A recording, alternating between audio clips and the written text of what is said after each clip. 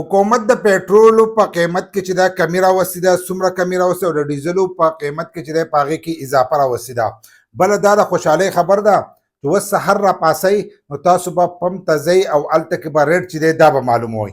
لکه مخکینی سیسټم چې دی دا ختم شو. د دې نه مخکې ما تاسو ویلي وو که نه چې لاول به دا په کال کې یو پیره سیوا کېدل، بیا رالل شپږو میاشتو ته، بیا راغلل دغو ته میاشتې ته رالل، بیا دې راوستل 15 ورځو ته، بیا یې هفتې ته دې راوستل.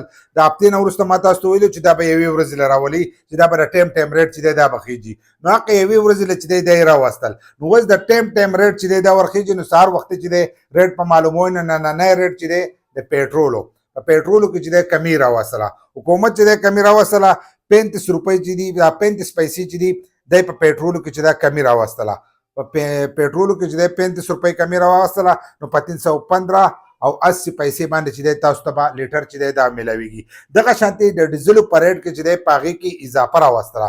ډیزل چې دي هغه یې ګران کړل. نو ډیزل چې دي هغه یې ګران کړي دي 5.71 لکه 15 روپۍ او 71 پیسې چې دی دا یې ګران کړي دي. نو هغه یې دومره ګران کړل او پېټرول چې دی هغه یې 35 پیسې چې دي دا یې ګران کړل. نو د هغې د لاسه ډیزل چې دی هغه به تاسو ته په 360.6 پیسې باندې چې دی دا به تاسو ته میلاویږي.